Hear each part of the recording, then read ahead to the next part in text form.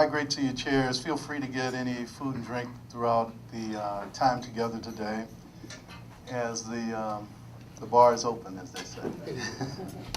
I'm Dwayne Sullistan, and I'm with DHR International. I'm the managing partner and global diversity leader, and happy to have you here today for an hour of hopefully some really good content.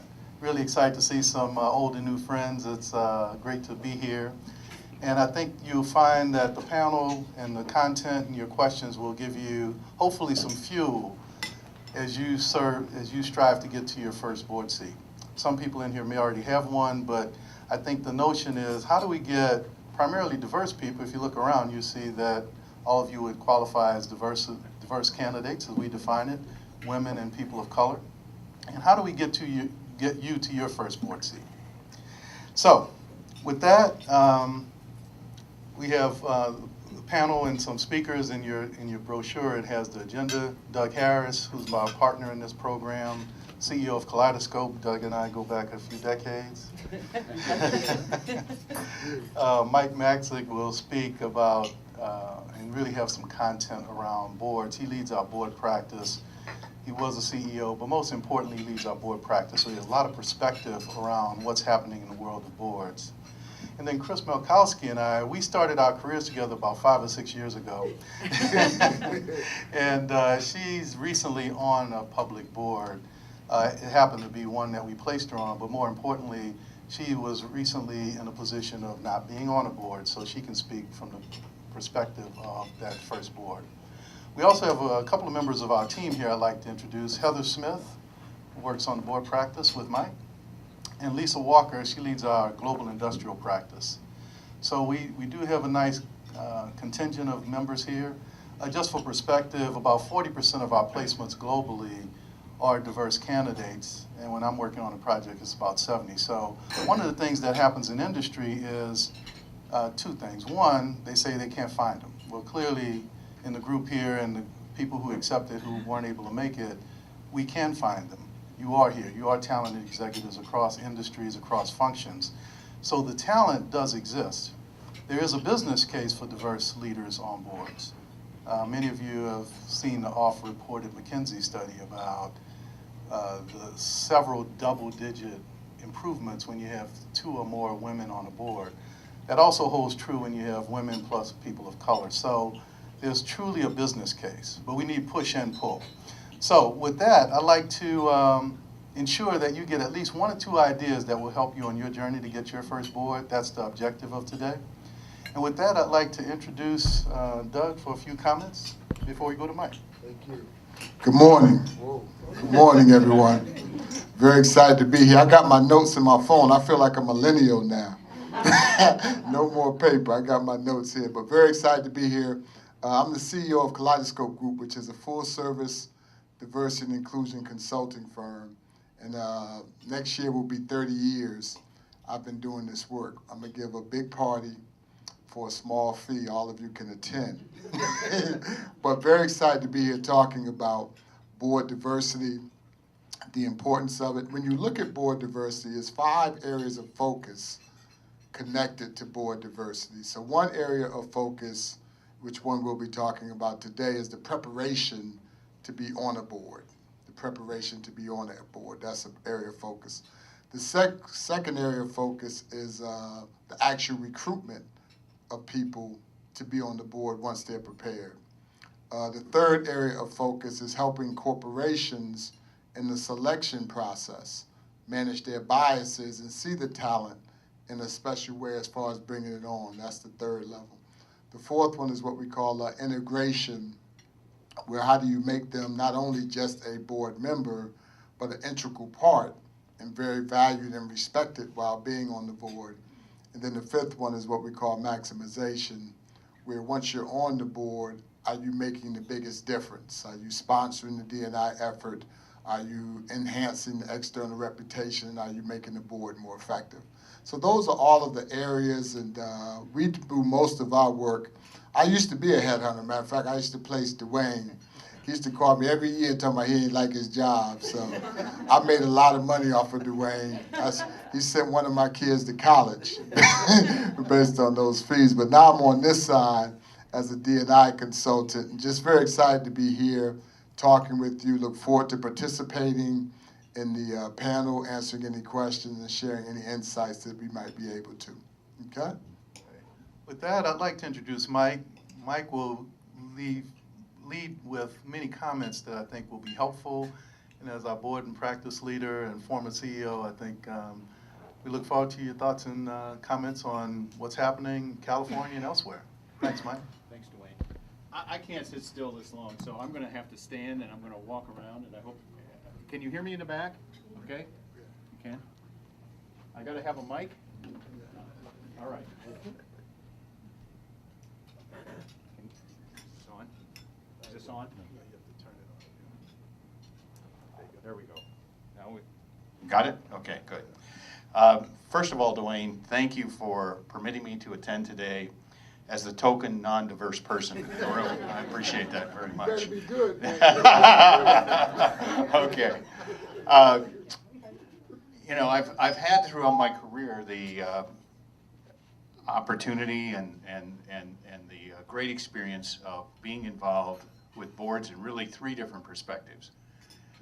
Being recruited to a board as a director, serving on a search committee of a board to recruit other directors, and now serving as a search consultant for the past 18 years in recruiting others to boards. So hopefully these perspectives will be helpful as we talk this morning about board preparation. And I have to say that in the 18 years that I've been recruiting candidates for boards, there's never been a better time for diverse persons to be considered for board service. It's clearly by far and away the best period of time. Now, we'll talk a little bit about why that is true, but before we do, I want to hear from you all about why you're here today and are interested in board service. And we'll take some volunteers, but if we don't get volunteers, I'm not at all opposed to just pointing to people and asking them why they're here. So I'll preface my thoughts by saying that, of course, you will have a chance to get back at us at some point in the question and answer period if you feel like you're being picked on now. So turnabout's fair play. But anyone want to volunteer, and why are you here today? Yes, Amy. I work in venture capital, so Yeah. so I'm interested in a board role that could have greater impact beyond the smaller private companies that I fund. All right, great, thank you. Someone else? Yes. I know your mouth's full, but I'll come back to you. I have been on some nonprofit boards and community service boards like the school board, and I'm actually now moving into professionally kind of semi-retirement, and so I'm kind of moving out of my chief strategy officer role in my company, and I'm looking to continue to have impact, so board role would be great for that. You're still chewing. I promise I'll answer. All right, good. Someone else? Let's get some other ideas here. I'll go. All right, good. So, similar to you, I've actually moved into retirement. I'm not semi-retired, I'm very retired. And so I've been on the other side of, I guess on the ledger, right? Being a leader in a corporate environment, senior leader in a corporate environment, working with boards, presenting to boards. And in my mind, I've always had an opinion about how a board should operate, the role that they should play. And I've always wanted to be on that side to kind of steer a company from that side of the ledger. Thank you. A couple more. This is good. This is good. Yes. Okay, great. Thank you, Adrian. Sure.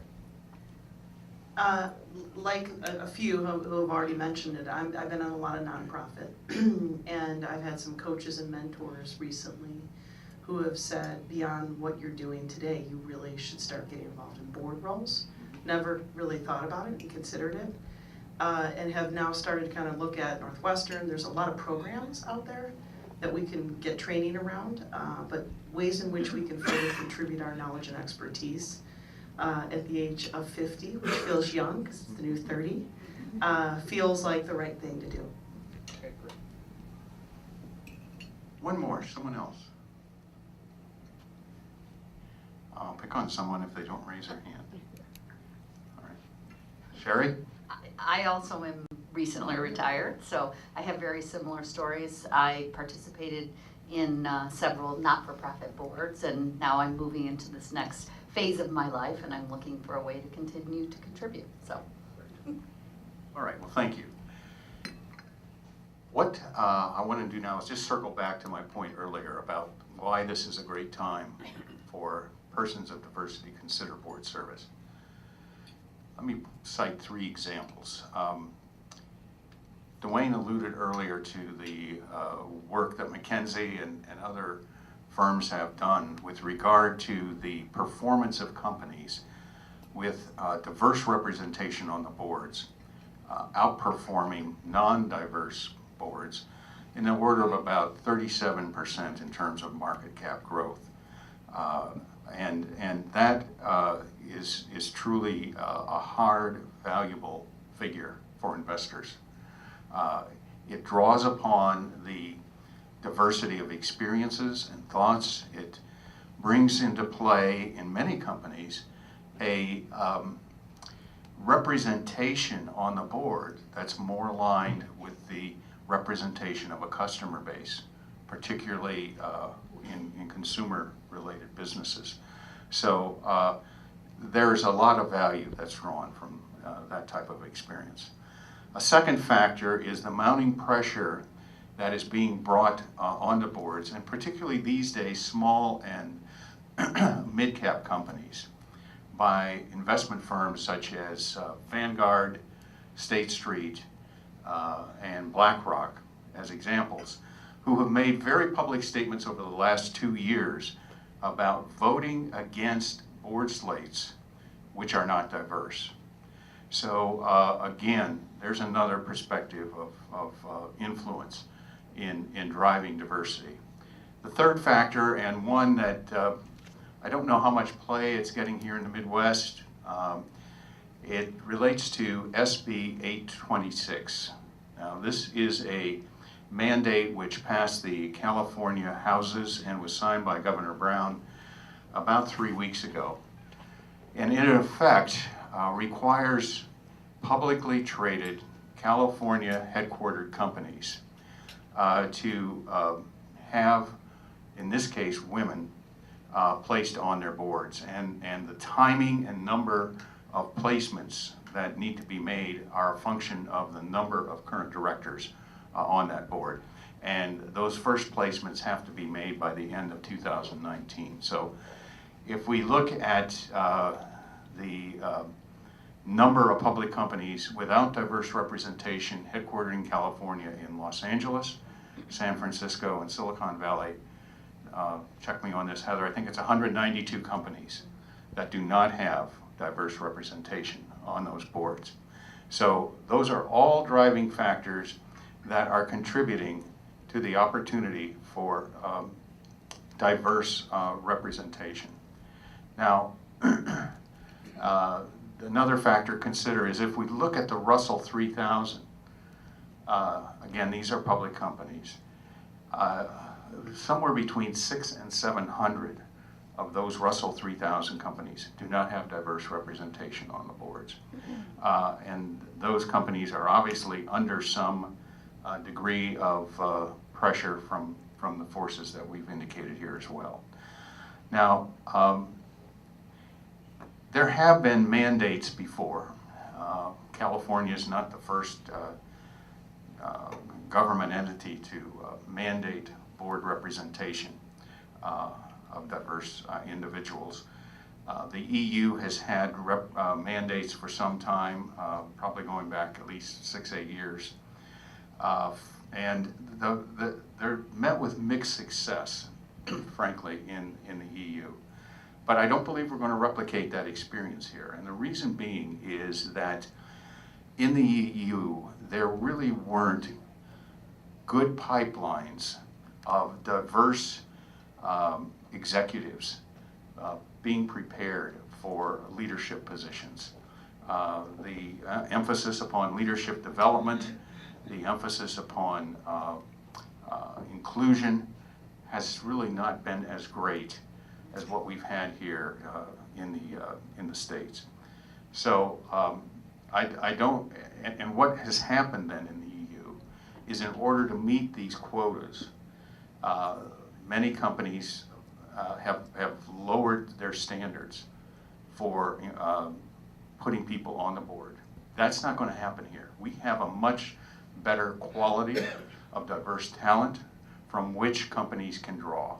There's been a greater emphasis here upon leadership development, upon building pipelines of diverse talent within companies, within the not-for-profit sector or educational sectors. So that's not going to be the issue.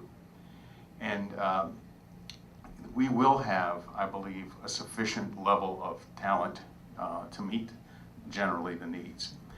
Now, there is a bias that boards have in bringing on their first diverse representative.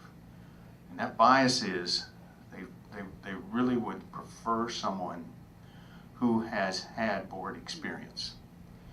Now, don't get discouraged by that, because if you look at the number of executives who are currently employed, generally they're limited by their employers to one outside board.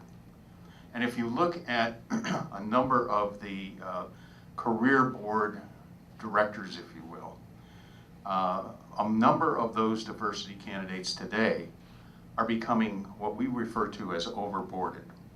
What that means is, if you are on your third board, generally you're going to start to run into issues with scheduling, time commitments, etc., by looking for that fourth or fifth board. And boards will become somewhat concerned about bringing someone on who's already on more than 3 boards. So there is a real gap here of opportunity for individuals looking for that first board seat. But you have to be prepared. And that preparation can take several different forms. It's important that you are presenting yourself in a way that's going to be most meaningful to the boards you're looking to serve. Now, what are some of those steps? First of all, I'm going to list five things here for you to consider. I would urge you to undertake a course of study that will acquaint you with current best practices in corporate governance. Those courses are offered by groups such as the NACD. Some of you may be familiar with the National Association of Corporate Directors. Northwestern offers a course. University of Wisconsin-Madison has an excellent program as well here in the area. The reason that that's important is not only is that good foundational grounding for your preparation, but more importantly, I will come across with some degree of regularity nominating governance committees who are interviewing candidates, and they see someone who's undertaken that study on their own as an indication of their commitment to board service. So look into that. Also consider the fact that that's a great networking opportunity. The quality of the local chapters of the NACD has some variance. I am not familiar with the Chicago chapters, but in a number of major cities, it's a great opportunity to meet individuals who share not only your interest, but presenters, leaders within those local chapters, in many instances are on nominating governance committees of boards and are looking for people who could be potential board candidates. So that's one factor to consider. The second thing is how you build and design your resume. And too often I see resumes where individuals are emphasizing the responsibilities they've held and what they've done in a way that doesn't convey the value that they've created quantitatively. And that is so important to boards. Take the time to really quantitatively present in that resume what accomplishments you've led and been responsible for creating in your career. The third thing is that if you've been primarily in staff-related positions, but you've had a seat at the table in terms of building strategies and seeing those strategies properly executed, speak to that as a staff person and the impact that those strategies you've been a part of developing at the senior levels, what they've led to. Now, if for whatever reasons you've not had any of those experiences, I would look first of all for board opportunities outside of the corporate arena. Board opportunities where they could be educational, they could be not-for-profit, but where you can get grounding in key functional aspects of a board: audit, finance, risk management. So to the extent that you haven't had any of those other experiences, look for those kinds of opportunities in other venues. Now, a point about interviewing with a nominating governance committee. When you're in front of that group, and typically those committees, for every opening they have, they'll be interviewing anywhere from 3 to 4 candidates per opening. And if, to the extent that you can distinguish yourself by talking about the various kinds of people you've worked with effectively on teams, and the various types of value-creating experiences to which you've been able to lend your expertise, while at the same time contributing broadly to the issues facing various organizations. That'll be extremely helpful in the interviewing process. Now, these 5 points I've just mentioned, at best, will constitute about half the weight in the selection decision. The biggest factor in that selection of the finalist candidate is personal chemistry. Boards are working more and more intensively together as teams, and the personal chemistry that you create with that nominating governance committee is going to be absolutely a critical first step in the process. Heather's heard me make this statement more often than she probably wants to remember, but I'll say it again. That board placement is a lot like a marriage. It's easy to get into and it's hard to get out of. And therefore, boards are taking a considerable amount of time in making certain that next person that comes on the board is someone that's going to work very effectively with the other people that are on that board. So don't lose sight of that fact. Now, we've had a great experience as a company. As Dwayne alluded to, 40% of our placements have been diverse placements at DHR. And I keep hearing repeatedly from our clients about the great contributions to boards that our diversity placements have and are making. And I'm convinced that everyone in this room has the opportunity to make similar contributions to boards going forward. And I hope that you will really give serious consideration. The needs are there, the opportunities are there, and I hope you'll be able to take advantage of them.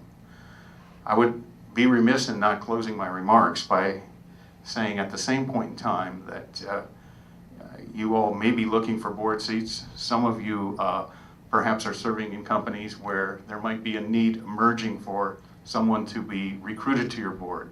And if that's the case, we would really welcome the opportunity of talking with you about that situation and how we believe we can be very helpful in supporting and adding value. So with that, Dwayne, I'd like to hand the microphone back to you and let you finish your introductions here and take things forward. Thank you.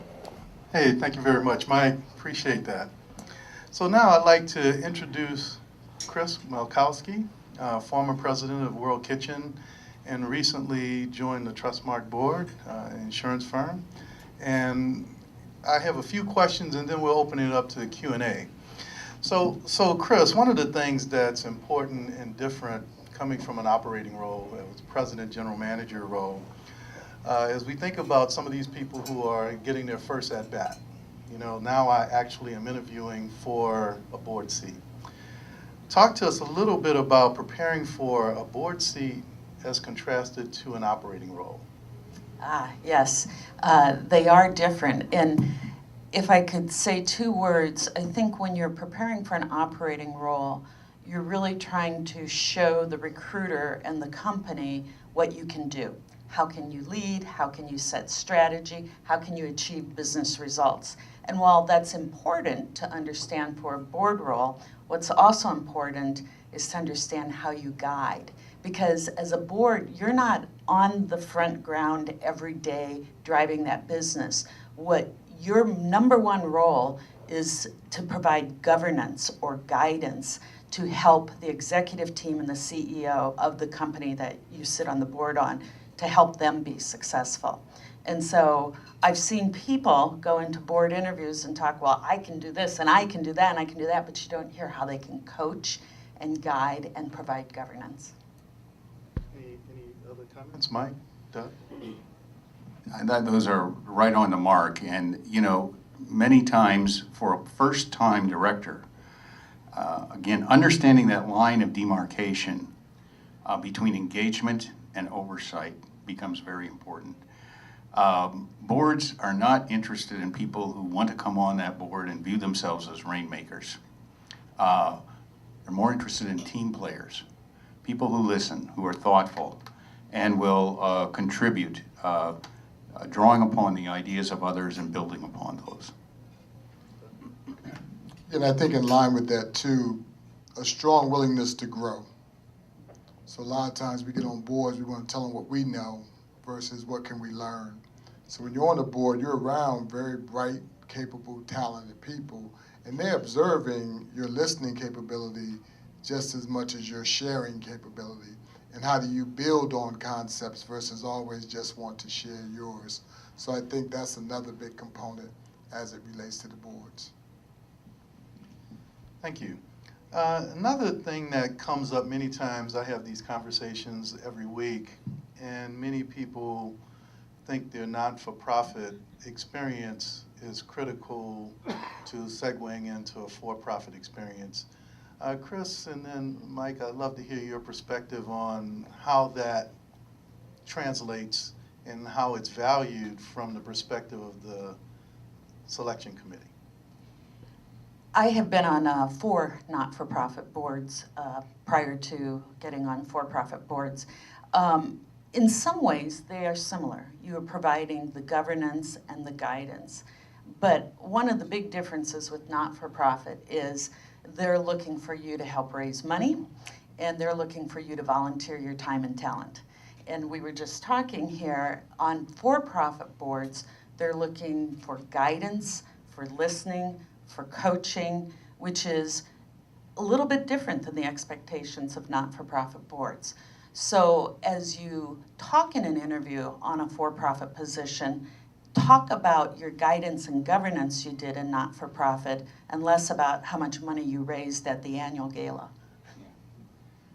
It's about leadership and how you've been able to work effectively with other people and to be able to, again, provide the guidance and oversight that's required of boards. So as Chris has mentioned here, there are some similarities, and there is where I typically find corporate boards looking for evidence of performance from people who are coming out of the not-for-profit sector.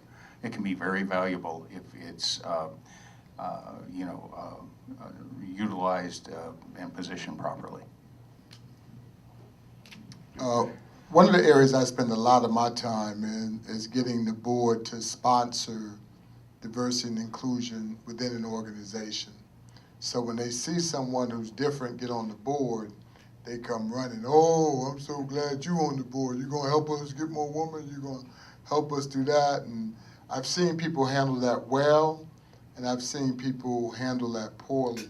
And I think first you have to, one, commit to the company, and then strategically think about how do I play a role in moving the whole D&I effort forward. I've seen some people scared. Don't talk to me about diversity. I know I'm a woman, but just leave that alone. I'm like, no, that's not the way to go. I've seen other people stand on top of tables. I really don't care about the business. I just want to talk about diversity. That was a short-lived experience for them. Okay, so it's that balance of when you're there. Unfortunately, we still have a bigger role in impacting the organization, both from a board insight place, but also helping to drive that agenda for others, because you are seen as a person that can help bridge that. So I do a lot of coaching in that space of board members coming to me, and we having dialogue around how do you play that role effectively. Great. As we think about this audience and saying, boy, I really want to get on my first board, being a marketing guy by training, I think about the person needing to have high awareness, because it's not only about who you know, but it's more importantly about who knows you. Any thoughts or reactions to that? Yeah. I don't know how much the people in this room know about executive recruiting firms, but often the person that you might have been dealing with who is the subject matter expert, so I'm a consumer goods person in my career, so I know the consumer goods people at the various firms, those aren't necessarily the people who do board placement. And the biggest value I got a number of years ago was coaching that said, reach out and meet face-to-face with the board placement people within each of the firms. And you can go online and find out where people's expertise are, and then reach out to them. And I'd encourage you, even if you're in New York City, to stay an extra day and reach out to the firms and meet with them, because they need to know who you are. Now, the other piece of that is you also need to know yourself. And what I mean by that is you aren't just automatically qualified for any board. You need to understand what skill, what expertise you truly can bring to a board to help that company move their business forward. So, you know, think it through, and then when you write your resume and you write your bio, make sure you're telling that story of how your special skills and capabilities can really resonate with the board. Just a couple points to add there. When Heather and I, for example, are working on a board search, and we're meeting with a client, and perhaps the first meeting since we've been given the mandate, the very first thing we want to do is we want to understand the strategic direction of that company over the next 5 years. And we want to then talk with the chair or the chair of the Nom-Gov committee. Generally, those are the two people we deal with. What talents and experiences are going to be needed on that board to properly guide the executive team over this period of time? And then we basically create an inventory grid where we look at the current board members, and then we grid them against these particular experiences and skills that are going to be needed over that period of time. Generally then, what we'll do is we'll recruit to the gaps, but we're recruiting people to those gaps who have the ability to contribute very broadly to the issues facing the board. And again, dealing with the whole issue of board culture and chemistry will constitute a good fit. So to add to the networking point, as you're networking with people whether it's through some of the not-for-profit organizations, community associations, whatever you're involved in, who sit on boards. Too often I learn of individuals who are saying, hey, you know, I got a change in my career, I want to be on a board. Can you help me? Do you know anybody that's looking for a board director? I think that's the entirely wrong approach to take. A better approach, I believe, and a more successful one, is as you reach out to those people, say, you know, I've had some great experiences in my career. I'm thinking about the possibility of pursuing board service. What advice would you have? And how would you see that as a potential fit for me? And taking that kind of approach, you generally get a better quality of engagement and help from within your network. So I would suggest you give that consideration. Only thing I would add is, you know, really know yourself and your strengths. So I'm at a stage in my life where boards are a strong consideration for me, and I just don't like meetings. I don't like meetings, so I'm like, man. And I've been on about 8 nonprofit boards and didn't like their meetings, you know. So I'm making a decision. Do I really want to do this and sit on these all-day meetings, and you know, what is it like? So I found out some of the money you can make on these boards. I'm starting to like meetings a little bit more. But I think what I have as a strength in knowing myself is not only what I bring, having dealt with executives all my life, but what I can bring out of others. And so if I'm in a room, not only is the insight I'm there, but I'm going to enhance and connect and align insights from others to be even more powerful, and that's been my life work. And so I talk to that in a way, and I'm now being pursued for a couple of things in that space around boards, because, you know, I'm at the tail end of my career. But you really have to know yourself and be honest with your strengths, your likes, your dislikes, and don't be ashamed of it. Just see, how do you add value to make yourself unique in that space. Dwayne, I'd like to add just a little vignette to what Doug has said. Heather and I were on a call last week with the chair of a very prominent board, actually here in Chicago. And we're talking about recruiting 2 new additions to this particular board. And we got very finite requirements. And the chair said, now, he said, you know, I'm not opposed to someone who's recently retired. But he said, I want to make certain that recent retiree who may have been a VIP and now has become a PIP, a past important person, is not on his or her way to becoming a PIA. Okay. Yeah. Pain in the ass, okay? Because they're no longer the important person they used to be. So just to add to your comment there, Doug, really know who you are. Yeah. And that teamwork component is just crucial. If you've been on any nonprofit board and you've worked with some people, you'd be like, man, well, they just shut up, you know. And, you know, you want to be a team player and be someone that people want to be around and talk with and things of that nature. It is crucial. And I love the fact that, you know, he said 50% of this is, I just want to be with you on these meetings. I'm going to be with you 4 times a year. If I don't really want to sit with you, I don't care what you know. You know, so we got to be people who are the type of people that people want to enjoy, collaborate with, and move things forward. Well said. This will be the last question, then we'll open it up to Q&A from the audience. But, you know, you mentioned California with the mandate, EU's doing a mandate. I've spoken to a number of women who've successfully navigated that process. From Doug and you, Mike, what is the real perspective on truly getting diverse talent for boards? Because right now, the numbers are not much different than they were, you know, a decade or more ago. Yet there are talented people that we have in the audience and that we've spoken to, speak to every week. So give us a little perspective. Doug, you deal with boards from a different perspective than Mike, but I think you combine, that would be helpful, and look forward to your thoughts. Yeah, whenever you're entering the world of diverse talent, you got to kind of expand your lens on how you look at that talent. And so people have a typical lens on how they see capability, and you have to expand that lens, seeing the value that different perspectives and a different approach will make us better.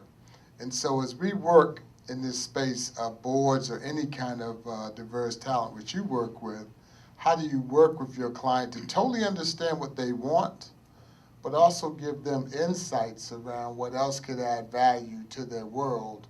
And then people have to be able to say and know their uniqueness as well. There's a lot of challenges around networking, not knowing where they are, not presenting themselves well. All of those things which Mike mentioned very powerfully in his comments can be challenges. It's just a matter of how do you prepare yourself to overcome those and hopefully get your selection. I got to bore you with another vignette in response to Dwayne's point here, which is, it was a couple years ago now, I was meeting with a board chair, and the comment was made, okay, when you face a really tough decision and you've got 10 members on this board, how many do you go to really think through this challenging issue? He sat there and he said, oh, probably 2. And I said, wouldn't it be great and helpful if you had 4 or 5 of people you could go to? And I said, that's the real crux of the value of diversity, is finding people and bringing people into the board who have different experiences, different perspectives, different points of view, broadening the aperture of the lens, as Doug has alluded to here, so that you've got 4 or 5 people you can draw upon in those tough decisions than just the 2 you're relying on today. And that, to me, is the real heart and value of diversity. Real quickly, too, one of my favorite statements is, see what I see and then see what I miss. So a lot of people see what you miss. You can find 1 million people to see what you miss. But leaders love people who see what they see first and then add on with what I miss. And so I think many times when board members or leaders go to people, I was working with the CEO in the company. The company had 20,000 people. He said, man, I love all 20,000 of my people, but I only like working with about 9 of them. Because they don't see what I see. They just see what I miss. And so you don't want to be the person that is not in line with the vision, not in line with the overall objective, locked in, and then once you get locked in, say, now here's what you're not thinking about possibly, it gets better received. And the decisions that people make when they go to get advice is from those who see what they see and then add value around what they miss. Thank you. So I'll just bring the mic around. Anyone with questions? Mike? Well, good morning. Thank you for all of your great comments. When I think about all of the companies that are in transformation, Mike, I would direct this question to you. Have you seen any shift in boards, corporate boards, seeking directors who have a background in people and in culture? Or is it still a focus on people with a background in operations? It still is a function of people who've been operating executives, although I believe that's really going to change. And in fact, I'm working on finishing up a white paper with the head of our global HR practice, where I think it's out right now, out of the Fortune 500, there are what, 17, Heather? 17 HR professionals who are on those corporate boards. The reasons why that's going to change are, I believe, very strongly related to the fact that the supply of really talented executives is going to be much less than the demand. demand. And the reason for that's demographics related with the baby boomers retiring, the people in that pipeline, there aren't enough to meet the demand in that pipeline. And there are going to have to be accelerated developments of some people. There are going to have to be new forms of building work teams to meet the demand. And so I do believe that that is going to be changing.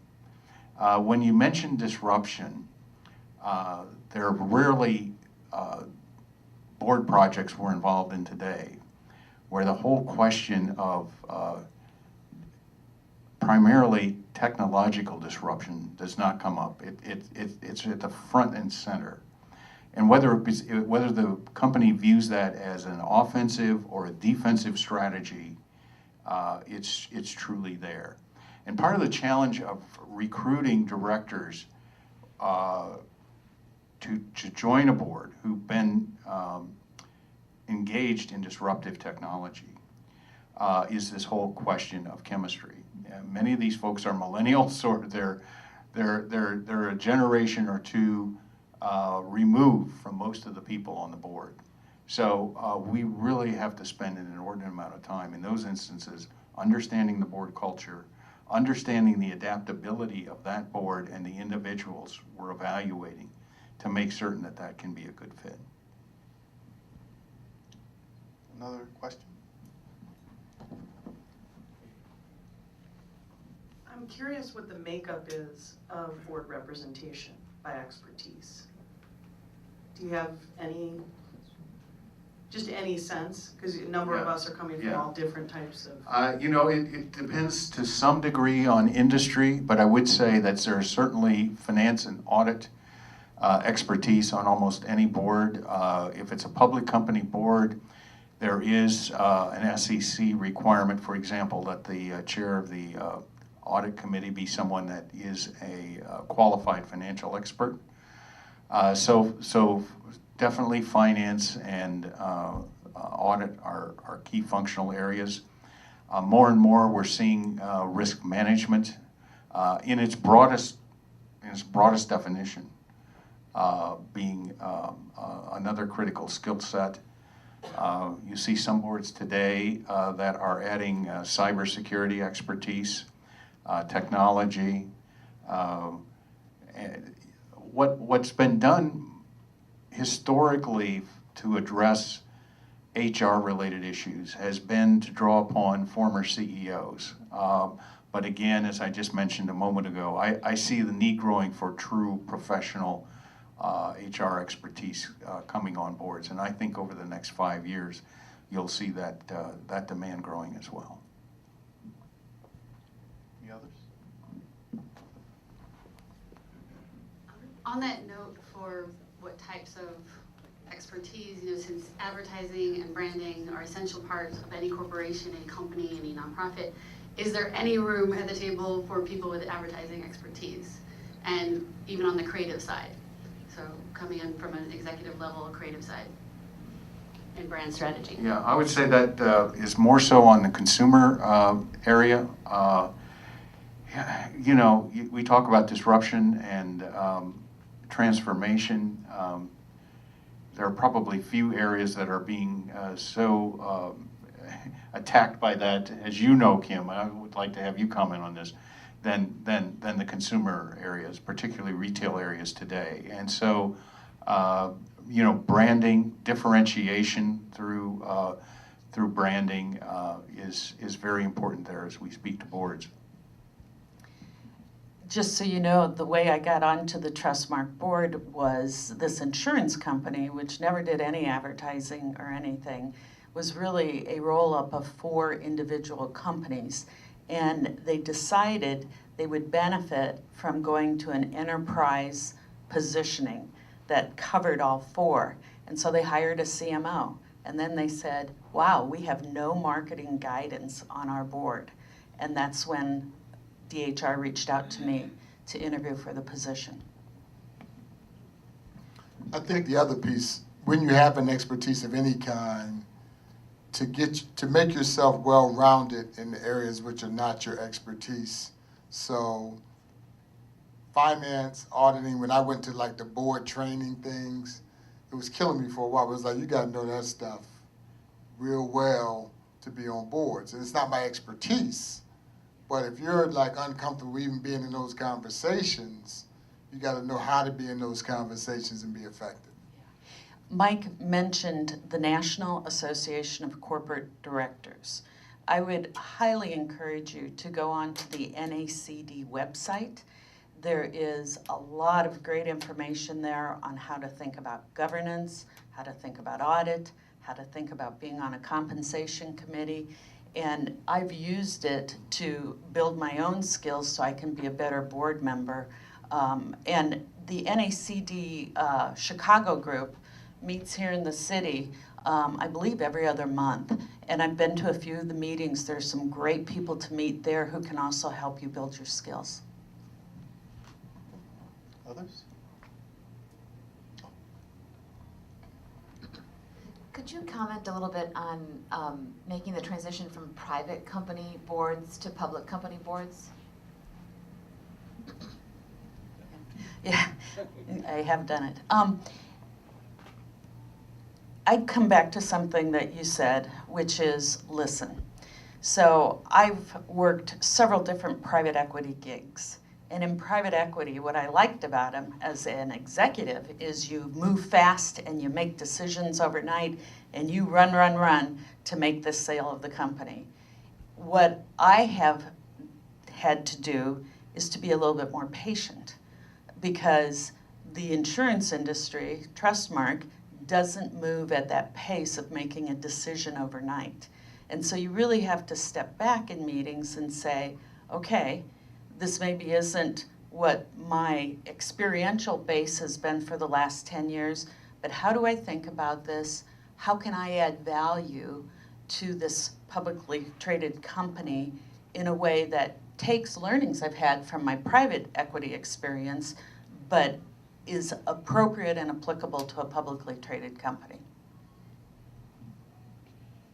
If you're coming from a private company environment that's early stage, one of the big challenges there is moving into the corporate arena.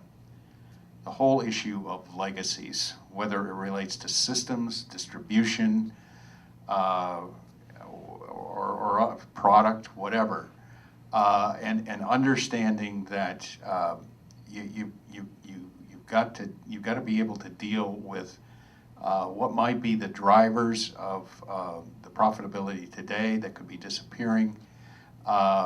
So adaptability and again being able to change the frame of reference is something that needs to be considered. At the same point in time, I frankly find that many private companies, particularly private equity-backed companies, have a degree of rigor in the boardroom and in the way in which companies are managed through performance metrics that can be extremely valuable coming into the public sector. I have a good friend of mine who joined the Bank of America board 2 years ago, and he said the first year he was on that board, he had 26 formal board meetings. That does not include committee calls, etc. And he said not only was it frustrating from a time point of view, we'll make sure that doesn't get on your list of potential boards here, Doug. But the issue was they weren't able to deal with strategy. It was all compliance related, and just conforming to various regulations. And so one of the factors as you look at public company boards, if you're coming out of a private company environment, is to recognize the fact that there may be some differences in what that agenda looks like, and make certain you have an understanding of what that typical board agenda looks like and how that fits with your interests and capabilities. Adaptability is very important in making that transition. Great. Time for maybe one or two more. Maybe a question for both Mike and Doug. I mean, we talk a lot about diversity, and I mean, there's a component that I want to talk about, which is industry diversity. I mean, I see a lot of boards targeting people in specific industries and not really trying to think about skill sets that are applicable, things like risk management or other things of the nature. One, is that trend going to evolve where people can actually think outside the box and as you go through the skill matrix of some of these boards, is that a consideration that's being thought about? Because I you know, consistent with some of the questions that I've heard in the room today, there's really something about people getting very kind of focused on certain things and maybe not looking broader in the skill set and the diversity that people can bring. You want to take the first one? Yeah, I would say, you know, people have an interest sometimes in what they're used to. And so there'll be times where you're looking for industry expertise. There'll be times where you're looking for competence expertise and skill set expertise. And so, as Mike was sharing earlier and Chris was sharing, you know, there are times where they say, I want some marketing. There's times where they say, I want some consumer brand. You know what I mean? So these are just where they are at times. And so you just want to be able to present that what you bring. And I think at different stages of the company's transformation, they have different desires on what they're seeking. So you got to know yourself in all those ways. What's my industry strength? What's my competence strengths? What's my collaboration strength?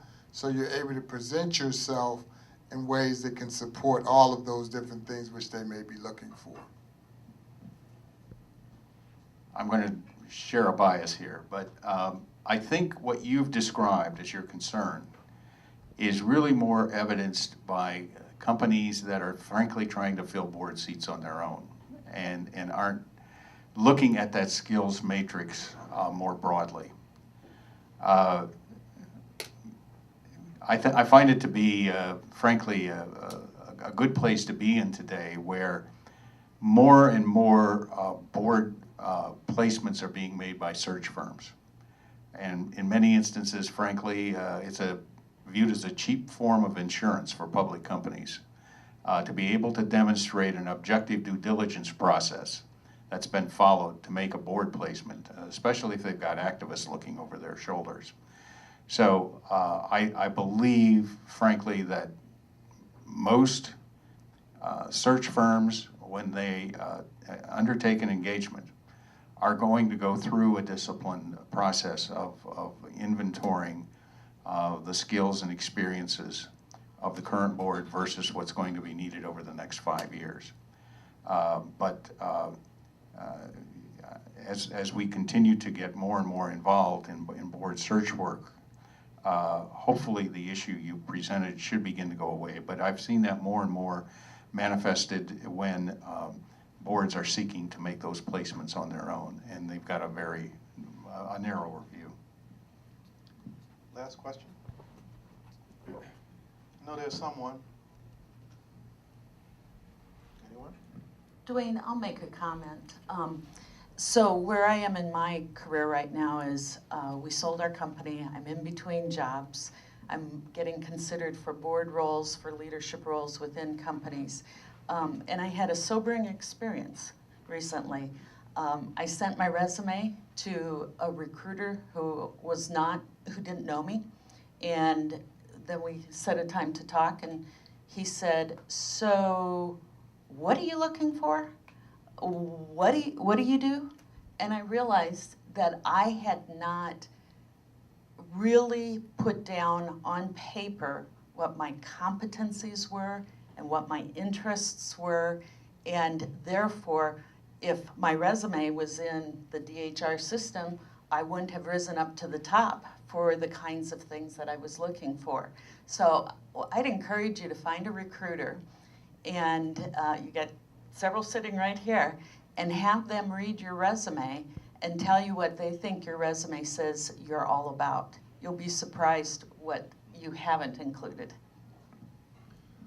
Well, thank you very much for your attendance. Hopefully you're able to get at least one or two good ideas. I saw a lot of notes that were taken, and I think, a wide range of comments by Doug, Chris, and Mike. So thank you for your time, and we'll have another event next year, and hopefully that will be one that you attend as well. Thank you very much. Have a great day.